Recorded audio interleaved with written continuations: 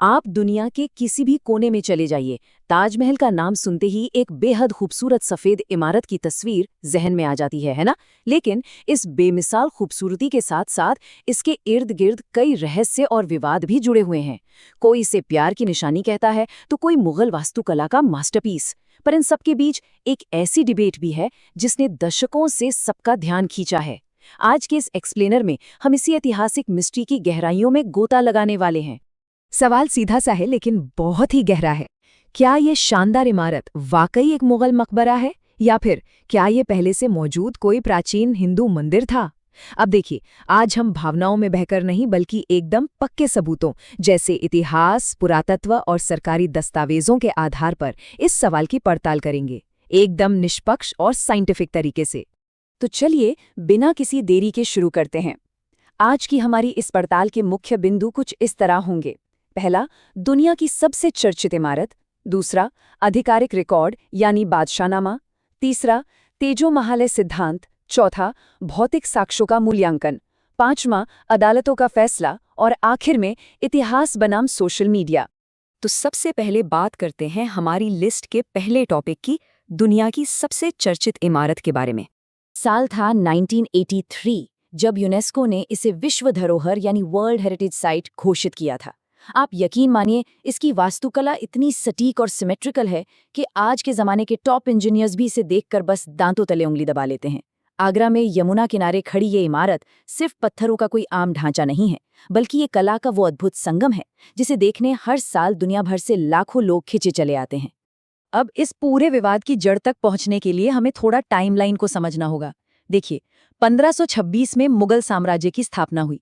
इसके बाद शाहजहां के दौर में मुगल वास्तुकला एकदम अपने पीक पर थी।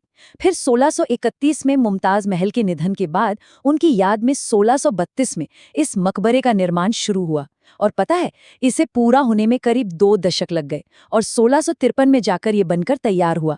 तो ये वो बेसिक टाइमलाइन है जिसे दुनिया भर के ज्यादातर इतिहासकार सही मानते हैं। ठीक है, अब आते हैं अपने दूसरे हिस्से पर, द ऑफिशियल रिकॉर्ड, बादशाहनामा। देखिए, एक बात तो पक्की है, इतिहास सिर्फ सुनी सुनाई कहानियों से नहीं चलता। किसी भी बात को साबित करने के लिए प्राइमरी लिखित डॉक्यूमेंट्स की जरूरत होती ही है, और यही एंट्री होती है बादशाहनामा की। दरबारी इतिहासकार अब्दुल हमीद लाहौरी का लिखा ये ग्रंथ कोई कहानी की किताब नहीं है, बल्कि ये शाहजहां के शासनकाल का एक बेहद बारीक और ऑफिशियल सरकारी बही खाता है। आप कह सकते हैं कि मेन स्ट्रीम इतिहास की पूरी नींव इसी डॉक्यूमेंट पर टिकी हुई है। अब आप सोच रहे होंगे कि इसमें ऐसा क्या खास लिखा है, तो सुनिए, बादशाहनामा में ताजमहल के कंस्ट्रक्शन का एकदम सटीक डेटा मौजूद है, जैसे लगभग 20,000 कारीगरों और मजदूरों का वर्कफोर्स, एक एक पाई के खर्च का डिटेल हिसाब किताब, और तो और आर्किटेक्ट्स और स्ट्रक्चरल प्लान्स की पूरी लिस्ट। ये साफ दिखाता है कि ऐतिहासिक इमारतों का रिकॉर्ड ऐसे ही हवा में नहीं बनता, इसके पीछे ऐसे ठोस डॉक्यूमेंट्स का हाथ होता है। चलिए, अब हम रुक करते हैं तीसरे सेक्शन का, तेजो-महालय सिद्धांत यानी तेजो-महालय थ्योरी। 20वीं सदी में मेन स्ट्रीम इतिहास से हटकर एक बिल्कुल अलग दावा सामने आया। लेखक P.N. ओक ने अपनी किताबों में कुछ बहुत ही बड़े दावे किए हैं। उनके मुख्य 5 दावे कुछ इस तरह थे। पहला, इस इमारत का असली नाम तेजो-महालय था। दूसरा, ये मूल रूप से भगवान शिव का मंदिर था। तीसरा, शाहजहां ने इस पहले से बनी इमारत पर कब्जा किया था। चौथा, इसकी वास्तुकला में कई हिंदू प्रतीक छुपे हैं। और पांचवा, जो बंद तहखाने हैं ना, उनमें इस मंदिर के होने के पक्के सबूत कैद हैं। सच कहूं तो इन्हीं दावों ने इस पूरे मॉडर्न विवाद की चिंगारी सुलगाई। अब सवाल ये है कि इन दावों में कितनी सच्चाई है। इसे समझने के लिए बढ़ते हैं चौथे सेक्शन की तरफ, भौतिक साक्ष्यों यानी फिजिकल एविडेंस का मूल्यांकन। अब इस पॉइंट पर जरा गौर कीजिएगा। दावा किया जाता है कि इमारत में बनी कमल, घंटी और त्रिशूल जैसी आकृतियां इसके हिंदू होने का सबूत है। लेकिन यहाँ कॉन्टेक्स्ट समझना बहुत जरूरी है। ताजमहल असल में इंडो इस्लामिक वास्तुकला का एक बेहतरीन उदाहरण है। इसमें फारसी, इस्लामी और भारतीय कला आपस में घुली मिली हुई हैं। उस दौर में कमल के फूल का डिजाइन सिर्फ हिंदू वास्तुकला तक सीमित नहीं था, बल्कि ये उस पूरे उपमहाद्वीप की मिलीजुली सांस्कृतिक पहचान का एक आम हिस्सा बन चुका था। एक और बहुत ही दिलचस्प दावा जमीन के मालिकाना हक को लेकर है। और हाँ, ये बात बिल्कुल सच है कि जिस जमीन पर आज ताजमहल खड़ा है वो शुरुआत में राजपूत राजा जयसिंह की थी। लेकिन यहाँ एक कैच है। उस वक्त के फारसी दस्तावेज साफ साफ बताते हैं कि शाहजहां ने बाकायदा 4 हवेलियां देकर इस जमीन की अदला बदली की थी। तो जमीन का होना या वहां किसी हवेली का होना तो साबित होता है, लेकिन किसी विशाल प्राचीन हिंदू मंदिर के होने का कोई साइंटिफिक सबूत यहाँ से नहीं मिलता।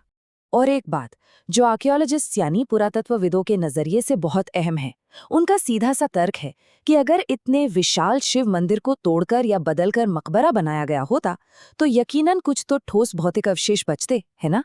लेकिन सच्चाई ये है कि आज तक वहां मुख्य ढांचे में ना तो कोई मूर्ति मिली है, न ही कोई संस्कृत का शिलालेख और न ही पूजा पाठ से जुड़ा कोई भी धार्मिक अवशेष। और हम सब जानते हैं कि बिना पक्के साइंटिफिक सबूतों के इतिहास के पन्नों को ऐसे ही नहीं पलटा जा सकता। चलिए अब देखते हैं कि हमारे कानून और अदालतों का इस पर क्या कहना है। सेक्शन 5, अदालतों का फैसला। जब भी इतिहास से जुड़े ऐसे बड़े विवाद उठते हैं तो उनकी जांच का जिम्मा एक्सपर्ट्स पर होता है। भारत की सबसे बड़ी आर्कियोलॉजिकल संस्था यानी आर्कियोलॉजिकल सर्वे ऑफ इंडिया या ASI ने इस मामले में अपना स्टैंड कोर्ट में एकदम क्लियर रखा है।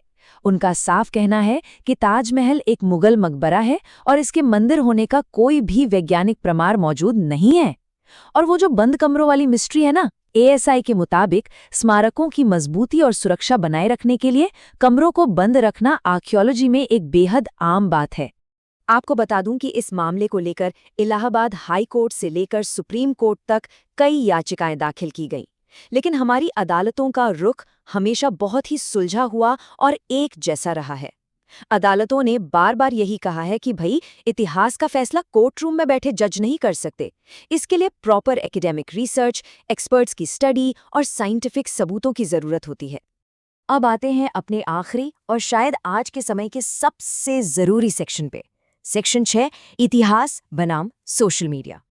आज के इस डिजिटल दौर में जहां एक एडिट की हुई फोटो या कोई इमोशनल वीडियो रातों रात वायरल हो जाता है, वहां चीजों को सही तरीके से एनालाइज करना बहुत बहुत जरूरी है। इंटरनेट पर मिलने वाले किसी भी दावे को आंख मूंद कर सच मान लेने से पहले हमें प्राइमरी डॉक्यूमेंट्स चेक करने चाहिए, वास्तुकला के एक्सपर्ट्स क्या कहते हैं ये जानना चाहिए, और इमोशनल कहानियों के बजाय हमेशा आर्कियोलॉजिकल सबूतों पर ही भरोसा करना चाहिए। असली इतिहास इसी को कहते हैं। तो इस पूरी पड़ताल से हम क्या सीखते हैं? वायरल गलत सूचनाओं के इस दौर में जब कल को कोई नया और सनसनीखेज ऐतिहासिक दावा आपके सामने आए तो आप क्या करेंगे?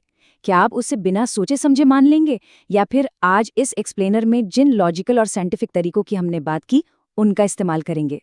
सोचिएगा जरूर, क्योंकि इतिहास का असली सम्मान हमेशा सच्चे तथ्यों के सम्मान से ही शुरू होता है।